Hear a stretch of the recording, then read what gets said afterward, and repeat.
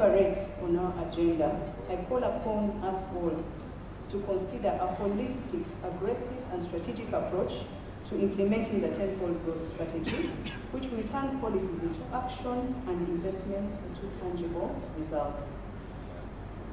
This strategic meeting comes at a pivotal time, and we are also in the process of developing our strategic plans and also considering our ministerial policy statements in the Parliament.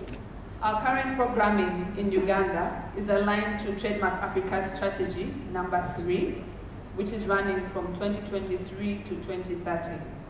And this builds on the achievements we have had from previous strategies, but is also responsive to emerging shifts. And we are therefore anchored our new strategy on 6 portfolios, the first being to enhance trade and the investment environment, the second being improved quality and value of traded goods, efficient digital systems, as the PS has highlighted, improved physical interconnectivity and linkages, greening trade, and then resilient trade and sustainable trade.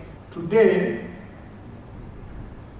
we are faced with more trade opportunities than ever before, and these trade opportunities manifest themselves into the various regional blocks, such as the East African Community, COMESA, the AFCTA, where Uganda has entered trade agreements. And these regional blocks aim at creating a single market for goods and services across the African countries by eliminating what the previous speaker called sticky tariffs and other barriers to trade.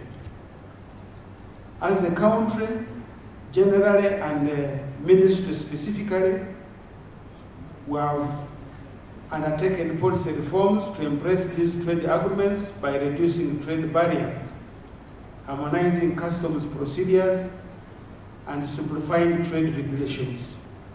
The ministry is aware of the importance of sustainability in trade practices, and as the world continues to develop, the trade practices of tomorrow must be sustainable, inclusive, and environmentally possible.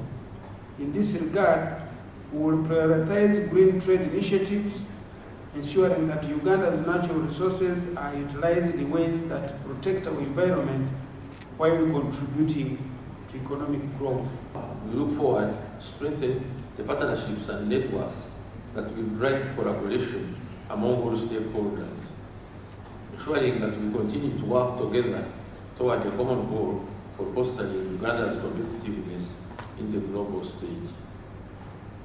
The tenfold growth strategy, which constitutes our theme today, aims at growing Uganda's GDP from US $50 billion to $500 billion by 2040. This is in line with Uganda's vision 2040 that outlines the country's long-term development strategy aimed at transforming Uganda into an industrialized middle-income country by 2040. And we as a government, we are also trying to put forward things which will drive this economy of Uganda for what we are talking about, what we are being helped by our partners of Trademark Africa. Once more, 12%, that's what I've been daily talking about, promotion of the private sector to participate in economic development, and also I've just talked about the cooperatives. We are happy to have been co-organizers with the Ministry of Trade, Industry and Cooperatives in seeing the Trade Review Conference 2025 come to light. We have partnered with the Ministry of Trade and the Government of Uganda since our inception here in Uganda in 2010.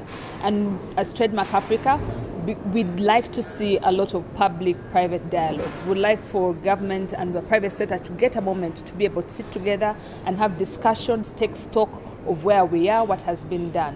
What the AFCFTA is trying to do is trying to eliminate the barriers of entry, trying to reduce on tariffs. Of course, within different countries, we have tariffs being reduced from about between 50 to 90%. And mainly just to encourage and to encourage trade, to encourage exports for Ugandan businesses, but also just to provide a single market for Ugandan businesses. I think there's a very big benefit here, and I think for Ugandan businesses or Ugandan entrepreneurs, the main benefit here is awareness, because there's a lot of trade benefits that we learn from the AFCTA that we wouldn't necessarily know unless we have access to this information.